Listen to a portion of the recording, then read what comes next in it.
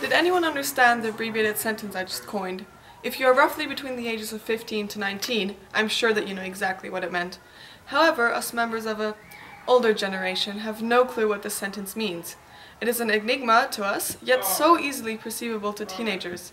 After extensive research, the aforementioned sentence can be translated into, in your opinion, is texting an enemy or no big deal? This is exactly our topic of discussion for tonight's program. What are the advantages and disadvantages of this curious phenomenon? So here's a summary of predation and true predators and grazers, and of course you can see the parasites, which is very interesting. I'm very concerned about the fact that these teenagers will grow up with having an extremely loose grasp of the English language, one of the most prestigious languages in the world. To coin the famous saying by Cecil Rhodes, to be born English is to win first prize for the lottery of life. And I believe this to be the case, and therefore I find that the development of the English language, as we see it with teenagers, is an absolute disgrace towards our King's English. The English language is clearly dumbing down, and the implications of this are that there are a myriad of abbreviations and acronyms which are being used by teenagers very frequently. And of course, this is single-handedly turning these teenagers into the culprits in destroying the English language as we know it today.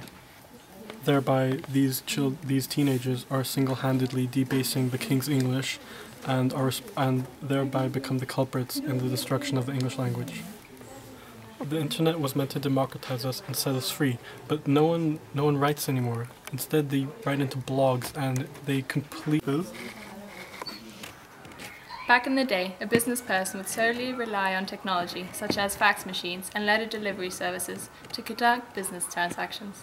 However, a certain change can also be seen in the technology used by businesses today, as emails, post-its and memos have become a widely spread form of communication, even in a business environment. Our research has shown that a CEO of a business can receive roughly 400 emails per day, if not more, which is indisputably an unmanageable sum. Furthermore, a CEO is obliged to respond to all of these emails in an appropriate time frame.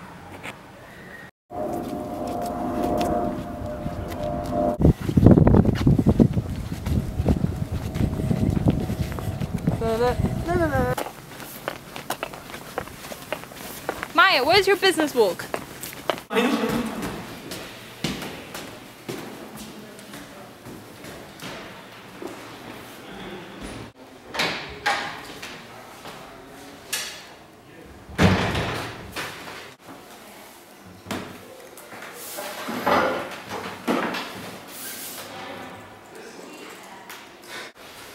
As a businessman, the topic of shortcuts, abbreviation and English is very controversial, and as a matter of fact, I'm not completely sure if I completely love or detest them.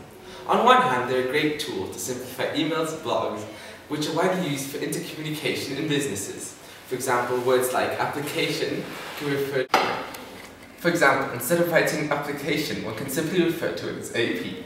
Also, terms like gross domestic product and initial public offering can be abbreviated in the form of a GDP and IPO. This is very useful when it comes to reading up to 100 emails and answering up to 40% of them. However, these abbreviations often result in ridiculous shortcuts which even I, as a CEO, the Chief Executive Officer, find hard to understand. For example, in the shortcuts for transportation, total, and transfer, one simply takes off the vowels to receive words like TTL, and Furthermore, it would be very helpful if these highly incentive and sometimes creative shortcuts would not vary with every reorganization or new director in a company. Sometimes creative shortcuts would not change with every new director or reorganization in a company. Sometimes the rate at which these shortcuts change simply seems like a joke, and by the time one has started to remember the old one, there already exists a new one. It seems as though teenagers have created their own universal language, allowing them to communicate with one another. The implications of this development cannot be foreseen. However, some may predict that this will result in a trembling society in which generations stop interacting with one another, leaving their former counterparts intangible to communicate with. However, to get a true insight into how these young, gifted minds think, it's probably better for us to see what they have to say for themselves. Is she just going to talk? Hey, babe! I don't know what today. I'm just heading right now. But like later, I thought I was gonna meet up with you guys. I don't know what we're supposed to do, but you know, like really not. I don't know though. Like sometimes he acts really weird with me. You know. I mean, I don't know what to do anymore. Like it's just really complicated. So what do you think about texting and abbreviations? Well, like I don't know. I wouldn't be able to live without texting, to be honest. I mean, like, right now I'm getting tons of texts, but I can't answer because I'll be polite to you guys. But I don't know, like, it's my life pretty much because I don't always want to call my friends and they can't always call me. Like, and it's just really easy. And do you think it makes your language better or more precise? Well, it doesn't really matter, does it? Because, like, when I talk, I can still talk really, like, normal English, you know? But when I text, it's better to, like, use abbreviations and stuff. Because else it costs more to text more. So, you know, you try to keep it as short as possible. And I don't know, it's not like that affects my language really. Like I've always talked like this and it's not like it's gonna change ever. So, well, like, do you have more questions? Because I mean, I want to get back to my friends. Well, could you give us some examples of common abbreviations that you use? OMG, like, right now, I really don't know. Like, lol, but it's kind of funny you're asking that because, I mean, you don't seem that old. Like, don't you know? I mean, okay, stuff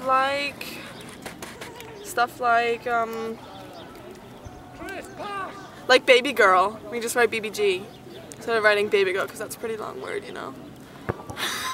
And like I love all of my friends so much. But I don't always want to write that, so all I write is like XOXO, and they know I totally love them. Well, I think like our generation is the one that uses technology the most, and we grew up with it, so like we are the technological generation, and like it's what makes us different from the grown-ups, you know? Like we're not as lame as them, and I mean I don't want to grow up, to be honest, and I think that the abbreviations and the slang words, they keep us young kind of, you know, and like, I don't know. Vater unser im Himmel, geheiligt werde dein Name, dein Reich komme, dein Wille geschehe, wie im Himmel, so auf Erden. Unser tägliches Brot gib uns heute und vergib. Vater unser im Himmel, geheiligt werde dein Name, dein Reich komme, dein Wille geschehe auf Erden. Unser tägliches Brot gib uns heute und vergib uns unsere Schuld, wie auch wir vergeben unseren Sünden. Führe uns nicht in Versuchung, sondern erlöse uns von dem Bösen. Well, I grew up being supposed to know technology. Therefore, I did not have to live under the extreme influence of this harmony invention. The intention of these tools of communication is to steal our soul, our pure heart, and our innocent mind. It contaminates our body, cruel images and vibes, and successfully destroys the cohesion of our community. I believe that God gave us everything necessary for living.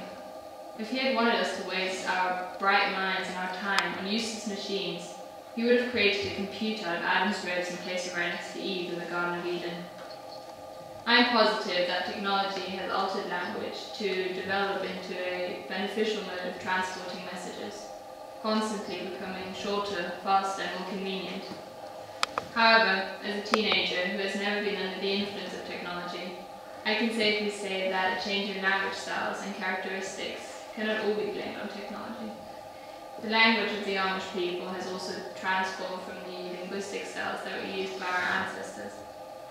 Change is inevitable, and in a similar way of how the modern culture got influenced by technology, we got influenced by nature, such as the changing landscape or the varying seasons.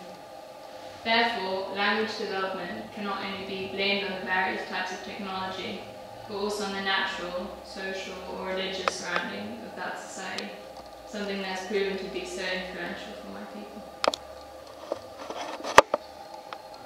Even though these technology fanatics are often called computer freaks or the derogatory terms, their opinions reveal great insight into how the modern English language is applied in the life of members of our society who are perhaps influenced by it the most.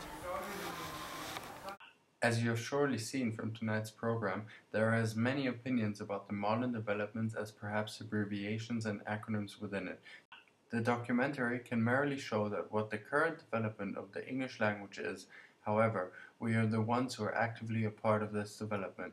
The ramifications of this development cannot be foreseen. However, it is our responsibility to embrace the English language and make sure that a compromise is found between the traditional King's English and the New English, which has been highly influenced by our modern generation. Thank you, Kay, thanks, bye.